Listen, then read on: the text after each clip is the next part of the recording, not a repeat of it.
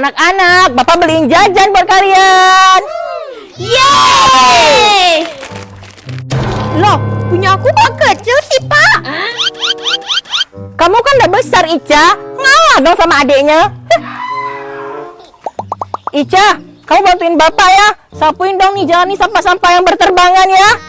Loh, kok aku sih, Pak? Kan ada adik-adik. Kamu kan anak paling besar, Ica. Adik-adik kamu ini mana tahu dia nyapu. Sekalian tuh rumah Pak Kepor disapu ya.